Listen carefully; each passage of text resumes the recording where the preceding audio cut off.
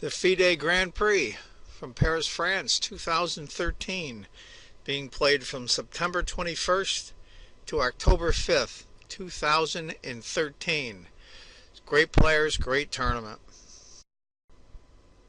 Here's the upcoming schedule for the Fide Grand Prix Paris 2013, taking place from September 21st through October 5th, 2013. It's going to be a great tournament. This is a list of the players in the Fide Grand Prix. Wang Hao from China, Tomashevsky, who just played really well in the Grand Prix tournament in Norway, Ponomarev, former Fide world champion, Karl Nakamura, number 5 in the world, Ivanchuk from Ukraine, one of the most amazing players in the world, Alexander Grishuk from Russia, another huge player in the top 5 in the world, Anashkiri from the Netherlands, great young player, Boris Gelfand from Israel, formerly from Russia, world champion contender. Just a few months ago he played Anand for the world championship. Fressonnet from France, rated over 2,700, exciting player. A guy I like a lot as well, Dominguez from Cuba, rated 2757. I think it's the highest he's ever been. Fabiano Caruana, Italian-American, top 8 in the world. And Bacro from France. If there's anyone on this list that's below 2,700. It's going to be a great tournament. Here's a picture of all the players that are participating in the Fide Grand Prix in Paris 2013 from September 21st through October 5th. As you can see, the average rating is 2746. Unbelievable. Category 20. This is going to be a great tournament. Don't miss out on any of these games.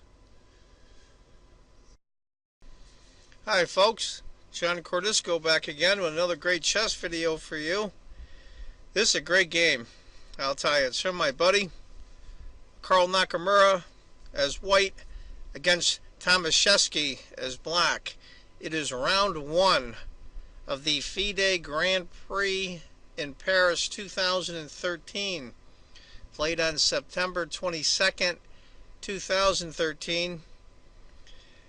Any indication of how this tournament's going to go, I'll tell you, it's going to be great. There's a lot of great players. I'm probably forgetting some. Anashkiri, Tomashevsky, Nakamura, Grishuk, Gelfand.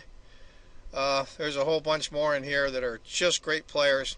Currently, Karl is number 5 in the world, rated at 2781. Tomashevsky is number 30th in the world at 2721. Even 30th in the world is damn good.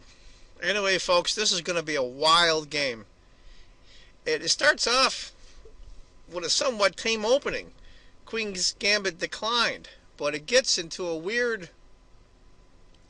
variation that's just wild. Anyway, enough of my ramblings. Karl is white, Tomashevsky is black. D4, D5, C4, E6, knight to C3, C6. That's kind of a rare variation from what I understand.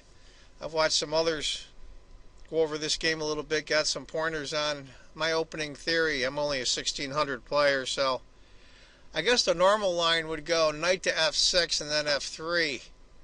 After C6, E4, pawn takes, knight takes, bishop checks, bishop at D2. Now this is a pawn sacrifice by white. What white's trying to do in this case, Nakamura, is try to get a lot of pieces developed. Part of it's the sacrifice of the pawn. Queen takes, bishop takes, queen takes knight, bishop E2. Now as you can see, white's got somewhat of a center pawn here. Guarding his squares here. I mean, he has some space, but he's got both bishops developed. This knight moves. He can castle. I've got my Fritz 13 computer on. Believe it or not, it's a tiny advantage for black. I don't see it. Frankly, I think it's a lot easier to play white in this position. Anyway, the game continues on. Knight to A6. It's one of those rare cases where they say the knight on the rim is grim. Well, in this case it actually works because it's hitting the bishop on b4. Bishop moves. Now it looks like there's gonna be some trouble here. This bishop can come here, and these bishops will be bearing down the position. We'll have to see how this works out. f6 to kind of blunt that dart-squared bishop. Queen of d6. Here comes the king or queen. Now, oddly enough, black still has a small advantage, but I don't see it. Knight to h6. There you go. Another knight on the rim is grim. That's 2 in a row. Worth considering, I think, was e5. And then knight to f3, and then knight out. What black's trying to do, he's trying to get the knight here. That way it covers all these squares that the white queen can't go to. After knight to h6, bishop takes. Now, interesting sacrifice. What is really going on here? White wants to go here, but he's worried about the pawn coming up. Well, if he takes the bishop and then pawn takes, then he can get in this check. He wants to stop the knight from coming here, and that's the way to either pin the knight or check the king. G takes, and then castles. He's threatening some very nasty stuff. He's threatening queen here, king up, check, all kinds of nasty stuff coming black's way. He's got to bring the queen back to g6. That's his only saving move. White checks, king f7. Queen takes h8. Now white is technically up the exchange. Now believe it or not, even with the exchange being up for Nakamura's white, it's only about a 3/4, not even that pawn advantage, 2/3. This is a very, very weird position. Black's king is exposed. White's king is somewhat exposed. We'll see how this works out. Knight to b4. Now this is tricky. Very tricky indeed. And with this knight checking here, this threat, you've got the queen coming down. Is threatening mate currently. I'll tell you, it's easier to play white in this situation, I think, even with that, but black's got to be incredibly accurate or it's going to lose it all. And bishop to h5. Sacrificing the bishop to clear the spot out. The queen doesn't guard this pawn here. Knight takes a2 check. If he had gone queen takes, king e8, queen h8, king f7, rook d8, and I'll tell you, it's almost a 2-point advantage for white. And black's king's in a world of crap right now. All kinds of mates all over the place for white. After knight to a2, king to d2. He brings his king right out, but he can get away with it at least for one tempo because this rook can't get out. This rook can't play. One, the bishop is pinned, and two is the bishop's in the way even if he wasn't. So queen takes the bishop, queen takes the pawn, king f8. Now king to e8, knight to f3, get your only minor piece left out, plus now your rook now comes into play. Queen to c5, then queen takes f2 check, king to d3. This is crazy stuff, but oddly enough, in that position, at least the queen can't check the knight. After king to f8, queen to h8 check.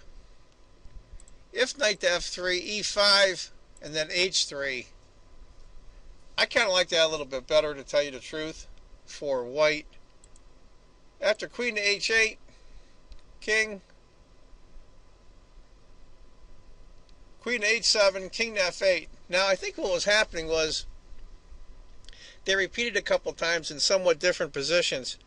I think they were gaining some time on the clock towards move 40. The time controls for this tournament is 40 moves in 2 hours, and then 60 plus 60 minutes for 20 moves, and then 15 and 30. Let me try that again. 120 for 40, 60 for 20 moves, and then 15 minutes the remainder at a 30-second increment extra in the end. Now, if I recall correctly, it was around now, we're on move 19. Nakamura was down to 2 or 3 minutes. Now, it's not favorable to be down that far in time, but Nakamura is one of the best, if not the best, bullet or blitz player in the world. He's proven it many times before. I think interesting would have been king to e8 instead, knight to f3, queen to c5, queen takes, king to d3. If queen takes b2 instead, queen to h8 check, king to e7, king to e3, queen to b3. If you can follow all this, this is what these guys got to figure out. Rook to d3, queen checks, rook. You get the general idea. It's complicated, very complicated. After king to f8, knight to f3, he finally gets the knight out. e5. Reason that, well, it calls a couple of key squares to be sure, here and here, but he needs to get this bishop out.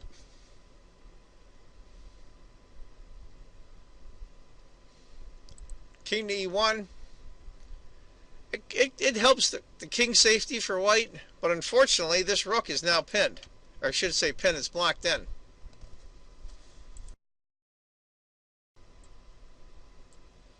If instead of king to e1, h3, e4, king to c2, going the other way now, knight checks, king to b3. As crazy as that looks, that white king is in somewhat relative safety. Way better than the black king. King to e1, bishop to g4, he finally gets the bishop out. h3. Now if you had gone queen takes, rook to e8, queen to h7, knight f7, queen takes, bishop takes, that's about a 1.25 advantage or so, 1.5 advantage for black. Those of you keeping score, white has a rook and a pawn for 2 minor pieces of black, so a knight and a bishop. After h3, e4. e8 looks like a natural move, but that leads to knight to h4, queen takes, check, king f7, f7, h, e7 to avoid the perpetual, check, king f8, and it pretty much is dead drawn. I think that was the key for this to Vaccaro, was he was down to a minute and a half at this point with like 18 moves to go. He basically knew at any time he could draw this, so I think that's what kept him going. Knight to d4, rook to e8. Now, what would happen in the obvious move? Bishop takes d1. I think anybody would have done that, but knight checks, king e8, knight checks, winning the queen, knight d8, knight takes, bishop takes, queen takes, and it's an insurmountable lead for white. He's got a queen for 2 pieces, and they're going to start dropping off all these pawns. This pawn's going to go next, this pawn's going to go. Even coming here, bishop blocks, queen checks. I mean, it's a mess. It's a mess for black. So those free pieces aren't so free. Rook to h8 check. If he had played takes, king e2, knight to c1 check, which very rarely see that, knight on c1, king, queen, king takes, knight takes, with about a half a pawn advantage for white. This is still a crazy game. I mean, can you imagine going through all these complications, especially when time travel? Wow. King f7, queen checks, king f8, rook a1. Now, I don't think that was the best move for Carl, and I'm not criticizing him when I say that. He was really low on time, and he's looking for the most forcing moves. He knows what the answer roughly is going to be when he does it. Not these 6 or 8 move combinations that you've got to figure out that branch out with a little bit of time you have left. He probably should have played h takes. Again, we go through that scenario with a knight checks, king to d2, queen, king, knight. That would have been a little better, I think, for white. It certainly would have got the attack off his king. After rook to a1, e3. I don't think that was the best move either for black. Now, you guys are under a lot of pressure. I mean, you're at the beginning of the tournament. The winner of this tournament is one of the finalists in the candidates final to play in the World Championship. This is a huge deal. And Tomashevsky got in because he did so well in the tournament in Norway. That was a great tournament. Oh, great tournament. I'm not a big fan of the 2-game knockout system, but there was some great games there. I mean, oh my God. Anyway, and to survive that. Now, he ended up not winning that tournament. Kramnik did, of course, because Kramnik is Kramnik. But I think after knight to b4 instead of e3, queen checks. Queen takes b7 doesn't work, because after knight checks, king to d2, bishop c8. And there's some problems coming up for white. After e3,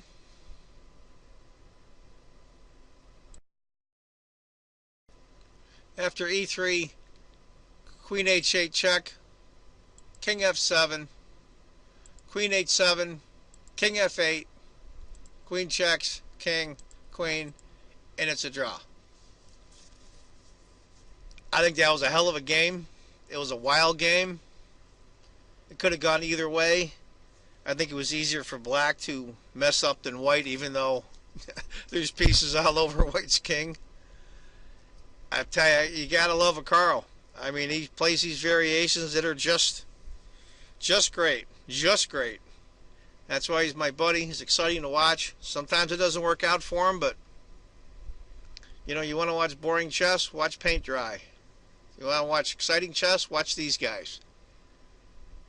Anyway, folks, that's the video. I hope you enjoyed it. I watched some of the video live, but there's no commentators, unfortunately, that I could find on the site. The website for this is paris2013.fide.com. That's paris2013.fide.com. That's where I got some of the video. No commentary, though. It's kind of boring, but in case you just... And it shows all the different boards. There's a camera on each. I'm not sure on the times. I believe they're playing in Paris. I believe they played 1, 2, 3 o'clock Paris time, so you can adjust it. I'm not up on the European time zones. I think it's Central European time, CET. Anyway, this tournament's going to run from the 22nd of September through October 5th. I'll try to show the schedule, but if not, the schedule is on the website that I just listed. So look forward to upcoming games. This is a great game. I hope there's other great games like this. There should be. There's a lot of fighting players. In the rest of the games, they were all draws, including this one, except for one. Boris Gelfand beat Anish Giri. Boris Gelfand, of course, is the World Championship challenger that almost made it. He lost in the tiebreak games at the end. He beat Honest Gary, the young kid from the Netherlands, originally from Russia. He's a great player for being that young. Anyway, I want you to remember, if you think chess is just a game, you're not playing it right. And I want to thank very much all the new subscribers that I've gotten in the last couple of weeks. And game 1 of the Singfield Cup is the most views I've ever had on one video ever, since I've been doing these for almost a year now. Almost 2,000 views, and that's a ton for a little guy like me. And I want to personally thank everyone that watched those, and those that haven't subscribed so far, please do. Take care, folks. Bye-bye.